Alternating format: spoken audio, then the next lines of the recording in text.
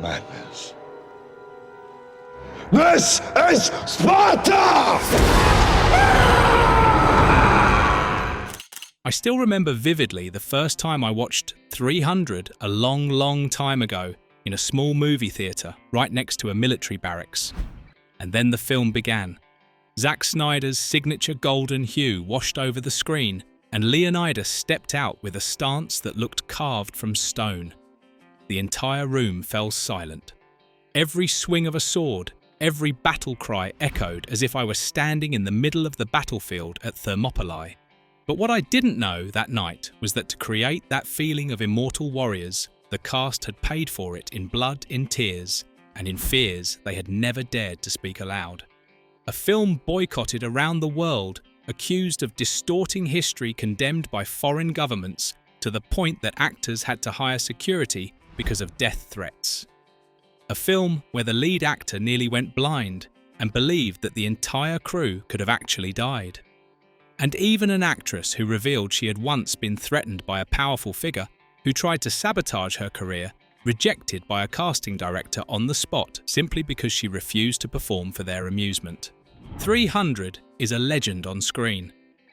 But behind the scenes of 300, there is tragedy, bloodshed, and truths Hollywood once tried to bury. And now we're going to dive into the 15 most shocking revelations told by the actors themselves. 15.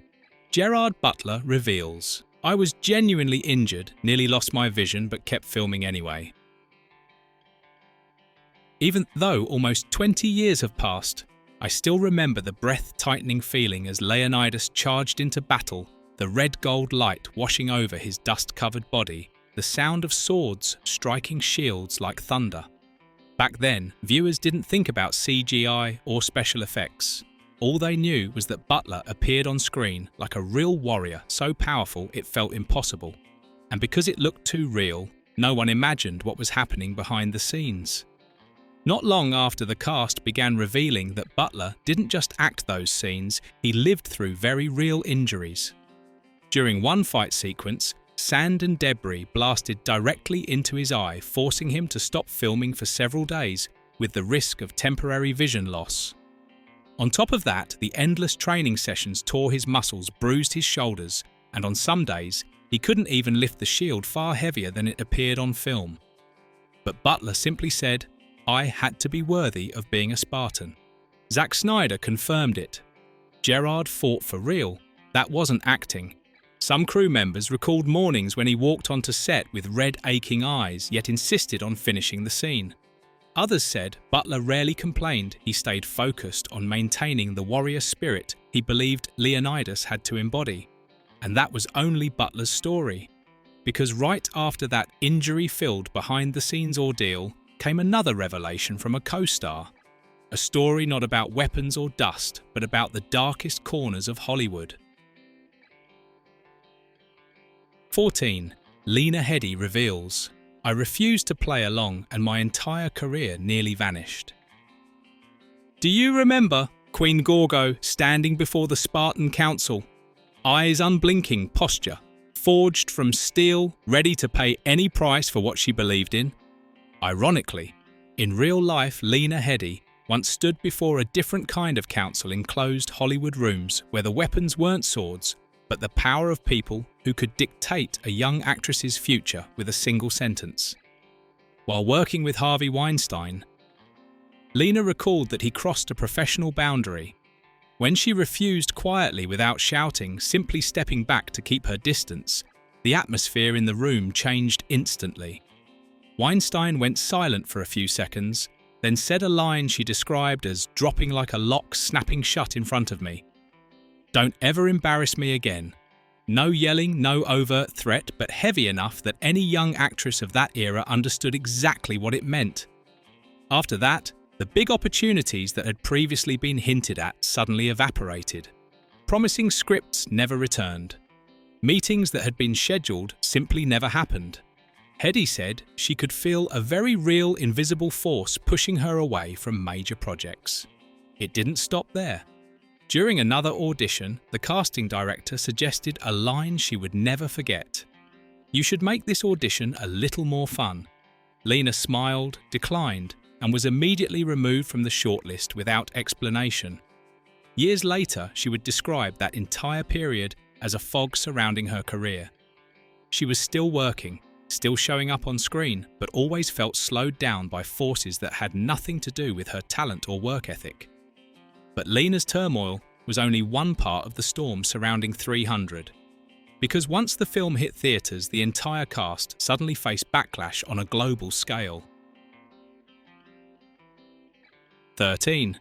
Zack Snyder reveals 300 was once boycotted worldwide, and they even received real threats. Anyone who watched 300 in the 2000s surely remembers the feeling when the first frames appeared. The deep crimson tones like ancient paintings, the drums pounding as if Sparta itself were shaking, and the warriors emerging as though they had stepped out of a legendary scroll. This wasn't the CGI-saturated era we know today. The magic came from the sense that we were watching an old myth retold with modern breath. Many viewers sat silently until the final minute, as if they had just witnessed a story they'd known since childhood. But few knew that outside the theatre, the reaction was entirely different. Just days after the premiere, 300 faced a massive backlash from the Iranian government, which claimed the film distorted Persian history and insulted their ancestors. Online extremist groups sent threats to the cast, forcing Warner Brothers to increase security during their promotional tour. Zack Snyder explained simply, "We weren't making history. We were making mythology." And Howard Hesseman added, "This is an emotional story, not an ancient lecture." Some crew members recalled learning about the global outrage while they were still in post-production. Interviews were rescheduled, promotional events adjusted to avoid political tension. Some days the entire team watched the news, unsure whether the film's release would be halted or further affected. Ironically, the controversy made thousands of viewers turn to books researching Herodotus and the real Thermopylae battle, something the filmmakers never expected. And just as the crew was handling the international firestorm, another issue arose from within the film itself, a scene that seemed harmless but was deemed too sensitive by the ratings board. 12. Rodrigo Santoro reveals the Oracle and Xerxes. Scenes were deemed too sensitive by the MPAA and nearly removed. Do you remember seeing the Oracle for the first time? Her body moving in slow, dreamlike motions under swirling smoke, the blue-violet light on her skin making her appear half mesmerizing, half mythic, or the moment Xerxes placed his hand on Leonidas. Not seductively, but like a ritual filled with unspoken meaning where power was expressed not through weapons, but through silent touch. These scenes helped define 300. It wasn't just war, but a clash of spirit, willpower and temptation. But few know that both scenes nearly crippled the production. When the first cut was submitted to the MPAA, they ruled that the Oracle's dance and Xerxes' physical contact with Leonidas were too sensitive by the standards of the time. The gazes, the pacing, the closeness, all led the MPAA to believe the film was pushing beyond what was allowed for a wide release. Gerard Butler recalled reacting in disbelief, "I didn't think they'd cut it." It wasn't romantic, it was an offer of surrender. Zack Snyder clarified, "It wasn't about seduction, it was about power, about domination." Crew members remembered the review session vividly. They played the Xerxes-Leonidas scene over and over, pausing frame by frame to explain its meaning. They told the MPAA this moment was the film's pivot point, Xerxes trying to break Leonidas not with armies, but psychologically. After several rounds of discussion, minor adjustments were made, but fortunately the spirit of the scene, the oppressive silent display of power, remained intact. And the most amusing twist, while the MPAA was debating the Oracle scene, Warner Brothers was busy debating a single line of dialogue, a line that would later become a cultural icon and was nearly removed. 11. I was just yelling for fun. Gerard Butler reveals the iconic "This is Sparta" scene was nearly cut from 300. There are moments in a movie theatre you simply never forget, not because of the effects or the sound, but because something primal rises inside you. For many people, the scene where Leonidas stands before the Persian messenger is one of those moments. The room darkens, the music drops, and the entire audience seems to hold its breath before the eruption. But few know that on the day they filmed that scene, no one was expecting anything special. There was no direction to shout louder, no plan to turn the line into a cultural icon. Gerard Butler simply did what felt right in that moment. He yelled like a warrior who never retreats. "This is Sparta!" And that shout froze the entire set. The cinematographer burst out laughing because the camera literally shook. Some actors forgot their lines because it was so unexpected. Even Zack Snyder admitted he knew something very special had just happened. But when the cut was sent to Warner, the studio thought the line was too big, too theatrical, too easy to turn into a joke. One executive even said bluntly, "If you keep this in, audiences will laugh." Snyder refused to compromise. Without that line, there is no 300. It's the soul of Leonidas. Butler could only laugh when looking back. "I had no idea it would become part of pop culture. At the time, I was just yelling for fun." And ironically, the very scene the studio feared would be mocked became one of the most quoted lines of the century. But right after that accidental legend, the cast entered what they later described as the most brutal phase of the entire production. 10. Gerard Butler. Someone ended up in the medical tent every single day. 300 wasn't a movie, it was a battlefield. Back when 300 first aired on cable television, most viewers were mesmerised by those frames that looked like living oil paintings. Few knew that behind every perfectly timed movement on screen, the cast and crew were sacrificing far more than anyone could imagine. Gerard Butler recalled that stepping onto the set each morning felt like entering a zone of non-stop challenge. There was no room for vanity, no luxury of long breaks between takes. Everything was driven by the pounding heartbeat of the actors, the constant calls from the director, the sweat soaking into the training mats, a setting that demanded absolute endurance from everyone involved. Someone needed medical attention every day, Butler said. He wasn't exaggerating. He was simply stating the truth of how fully the cast threw themselves into the process. Some days, a prop weapon would fly a little too close for comfort, forcing the crew to pause for a moment to make sure no one was hurt. On other days, a mistimed step would send someone's ankle, absorbing more weight than it should. Strained muscles, mild dislocations, and purple bruises, these became routine parts of the intense regimen designed to make the actors look and move as Spartan as possible. One crew member joked, "We were shooting a film, but sometimes it felt like we were competing in a professional sports tournament." Butler also remembered something Zack Snyder said early in production. "I want every hit to have real weight." That meant minimizing stunt doubles using props that looked and reacted convincingly and requiring everyone to train for hours before the cameras even rolled. It was this relentless commitment that gave 300 its fierce, unforgettable beauty on screen.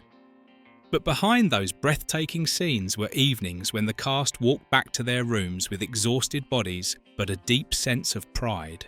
And during one short break in the middle of shooting, Michael Fassbender said something the entire crew still remembers, a single line that captured just how serious, how intense the whole experience truly was. 9. Michael Fassbender. I honestly thought one day the whole crew might die for real. I still remember the feeling back then. Every time Fassbender vaulted over an enemy, I wondered how they managed to shoot it. Not every actor throws themselves into combat like that. Not every film dares to push reality that far, and I had no idea they had nearly paid for it with their safety. In a rare interview, Michael Fassbender said bluntly, "There were days I genuinely thought the whole bunch of us might die on set. No wires, no crash mats, no CGI hiding the danger. Every action beat. We saw the wall runs, the dives into enemy crowds, the slides across real mud was performed entirely without stunt doubles." Zack Snyder wanted the movement to have force, weight, real danger, so he almost never used stand-ins. Fassbender remembered the scariest moment sprinting on ground, so slick it felt like oil, because the crew kept dumping water into the mud for high-speed shots. He said, "One wrong slip and you'd break a leg." And yet we just kept doing it over and over. On the final day of shooting, Fassbender delivered a line that made the whole crew laugh and shiver. At the same time, I'm not sure there's anyone left intact to go home. An assistant director recalled having to replace bandages so often it felt like tending to soldiers on a battlefield. But if you think the stunts were the hardest part, you're wrong. Because before they ever stepped onto that battlefield, they had to survive another kind of hell. A place called Jim Jones, where there was sweat, suffering, and absolutely no mercy. 8. The cast on the hell of Jim Jones. No one leaves that place intact. You remember the first time you saw the bodies of the Spartan warriors in 300, don't you? Not the glossy, polished muscle of modern action films, but the rugged, carved from stone look, raw and sharp. Back then, many assumed it came from lighting makeup, maybe even CGI. But the cast later admitted, no effect could create a Spartan body, only sweat and fear could. It all began at Jim Jones, a cold, empty warehouse with no mirrors, no AC, no music, and not a single encouraging word. Mark Twight, a trainer from Military Special Forces, told them on day one, "There are no movie stars here, only survivors and quitters," and the cast from Gerard Butler to Michael Fassbender to dozens of extras had to train together like soldiers. No one was allowed to fall behind. The infamous 300 workout was born here, a routine so brutal it spread worldwide, but few knew the truth. Only one person in the entire production ever finished the original version. Everyone else collapsed before the end. Dominic West said, "We'd look at each other like we were about to throw up, but no one dared quit. Twight allowed no breaks, no cheating, no water between sets, no praise, only the command again." Some days they trained until their hands shook so badly they couldn't hold a prop knife. Fassbender recalled a session so long the entire group sat in silence for 10 minutes afterward because no one had the strength to stand. But that shared suffering forged a bond. As Dominic West said, after that hell walking onto set felt easy, but even the Spartan hell wasn't the biggest price Gerard Butler paid. Because right after Jim Jones came a blow that forced him out of training for more than a year. 7. Gerard Butler reveals 300 literally destroyed my body. There's something anyone who saw 300 in theatres on opening day still remembers vividly: Gerard Butler's physique. It was raw, heavy and powerful, exactly what you'd expect from a Spartan king preparing for his final battle. Audiences thought, he was born to be Leonidas. But looking back, Butler said something that makes that memory far more bitter. 300 destroyed my body, literally. That was Butler's own confession years after filming ended. 7 months of non-stop training, 6 hours a day, pushed his body far beyond any normal limit. Torn, rotator cuff, chronic tendon inflammation, hip pain, so severe he couldn't climb stairs, and days when he couldn't even raise his arm high enough to hold the shield. One crew member described Butler after the long training sessions and brutal battle scenes. He didn't walk like a normal person anymore. He moved like a warrior who had just crawled off a battlefield. Butler recalled, "There were days I woke up and my body refused to cooperate. Every joint hurt. But I had to continue because I knew Leonidas wouldn't stop. And the aftermath lasted longer than the film itself." Butler said that after 300 he couldn't step inside a gym for more than a year. Not because he was lazy, but because he feared his body would collapse if he pushed it even a little more. But even this brutality wasn't the strangest demand Zack Snyder imposed on the cast, because he enforced a rule that left almost no one on set with a shirt to wear. 6. Zack Snyder admits I banned them from wearing shirts on set. You remember the image of the Spartan warriors emerging through golden smoke in 300, don't you? Muscles carved into sharp lines, light sweeping over skin like bronze statues, so unreal that many people whispered, "There's no way that's real." Back then, most assumed it was CGI or clever lighting. But the truth, as the cast later revealed, was far simpler and much harsher. Zack Snyder enforced a strict rule from day one: Spartans don't wear shirts. Spartans don't cover their bodies. That meant that no matter what they were filming, battle scenes, running shots, or just waiting for the camera to reset, no one was allowed to wear a shirt whether the set was freezing or scorching hot. The set looked like a stone, gym muscles everywhere. Snyder wanted the actors constantly aware of their physiques, always flexing, always holding posture like real Spartans. No relaxing. No throw on a jacket during breaks. One extra recalled, "We were shaking from the cold, but Zack just said, 'You're Spartans, push through.'" The temperature on set shifted constantly. Some days the lights were so hot that sweat poured like rain. Other days, cold air from the ventilation system made their skin prickle. But Snyder never bent the rule. Their bodies must tell the story before the dialogue begins.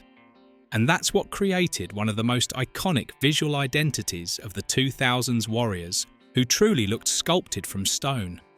But while this striking physicality stole the audience's attention, Lena Headey, the only female lead, faced a completely opposite reaction. A wave of criticism aimed directly at her because of a scene she never wanted. 5. Lena Headey admits they blamed me just because Gorgo was forced into a tragic decision. Right after 300 was released, Lena Headey faced harsh backlash from a segment of male viewers over a scene she had no control over. The moment Gorgo is coerced into a morally devastating decision to save Sparta. People wrote letters, comments, even personal attacks, accusing her of betraying the image of a strong woman.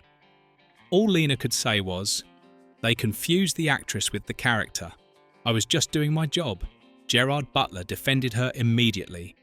Lena was the strongest person on set. She did not deserve any of that. Zack Snyder also had to clarify the intention behind the scene. It was a tragedy, not weakness. Gorgo did what no one wanted to do in order to save the man she loved. Some crew members recalled that Headey felt immense pressure when she saw the initial backlash. She admitted in a private conversation, "The heartbreaking part was that they thought I supported that act. They forgot I was just telling a story." And the irony. Years later, when Game of Thrones premiered, many of the same people who criticised her now praised her strength as Cersei Lannister. Lena wasn't Gorgo, she wasn't Cersei. She was simply an actress performing too well.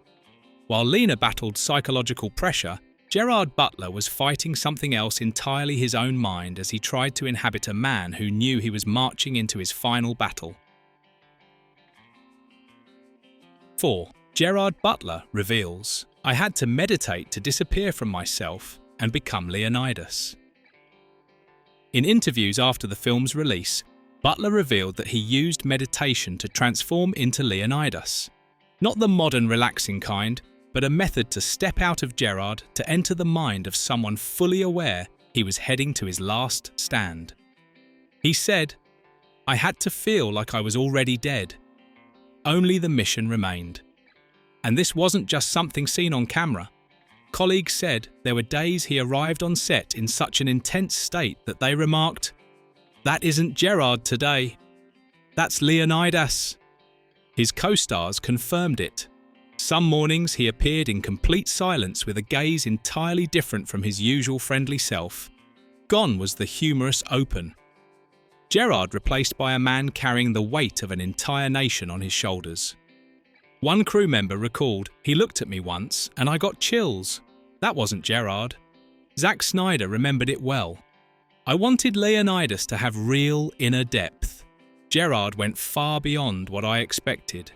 And while Butler was sinking into Leonidas's mental world, the other actors had to deal with an entirely different challenge performing on a battlefield. That didn't exist at all.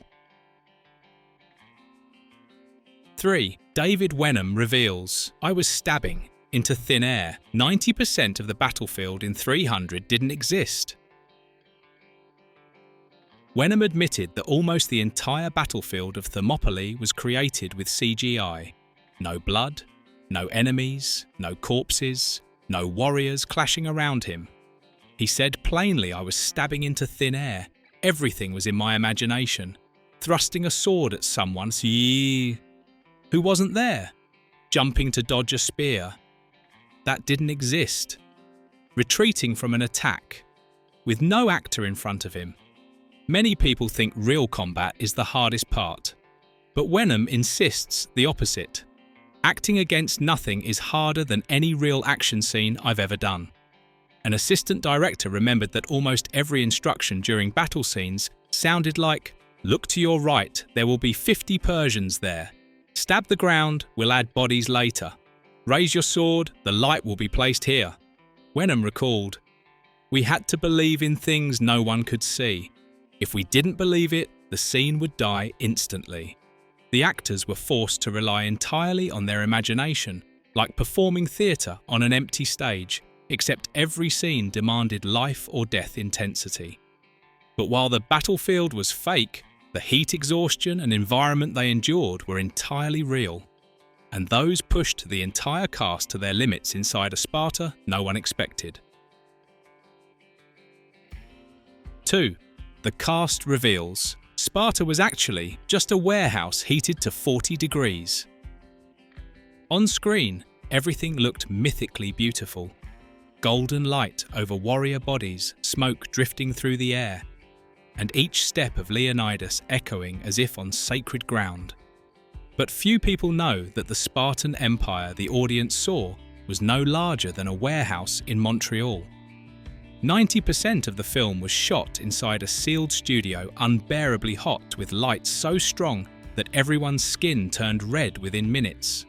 No wind, no natural air, no shade. Gerard Butler recalled days when the temperature reached 40 degrees, 104 deer of armour, stuck to their skin, and the smell of sweat made the set feel like a real war camp. And the worst part, they had to perform non-stop battle scenes under lights as hot as a furnace. David Wenham admitted, we acted while trying not to collapse. Butler even fainted once right after calling the cast to prepare for a scene. Dehydration, exhaustion. He stood up again and continued filming. The intense lighting melted makeup constantly requiring touch-ups every 10 minutes. The red capes burned so hot that many actors had to rotate them to avoid minor burns. And because Spartans don't wear shirts, most couldn't shield their bodies from the heat at all. A lighting crew member recalled just standing there made you want to fall over, let alone fighting. And yet despite the suffocating heat and the historical criticism, the film inspired a surprising reaction. It made thousands of people open history books about Thermopylae. 1. The cast reveals, they yelled at us for getting history wrong, but then they went to read real history. When the film premiered, many historians criticised it fiercely. Not accurate, not a real portrayal of Sparta, not usable as historical material. Some even used harsh words to attack the filmmakers. But what happened next shocked everyone. Thousands of viewers began reading Herodotus, watching documentaries about Thermopylae and searching ancient sources. One older fan said, I watched because of the movie, but I read because of the real history. Not everyone appreciated Zack Snyder's mythologized style, but that very choice opened the door for many people to discover the original history. Wenham recalled receiving countless messages from history teachers, students, and older viewers. I picked up a book because of this movie. Zack Snyder didn't hide his pride. If a film makes people open a book, then even if we're criticised, it still did its job. Another crew member added, we never intended to teach history. We wanted to inspire curiosity. And apparently, it worked. A 300 was not just a movie, It was a place where the cast shed real sweat, endured real injuries, and faced real pressure from the 40-degree set to criticism outside the theatre. Behind every layer of golden light and every frame that looked like a painting were unseen stories, fear, endurance, and the professional pride each member of the cast defended with their own strength. And the strangest part, despite the criticism, misunderstandings, and even boycotts, 300 still inspired thousands to revisit the true history of Thermopylae. Which behind-the-scenes revelation surprised you the most? Tell us in the comments. And don't forget to like, subscribe, and ring the bell because the next videos will be even more incredible.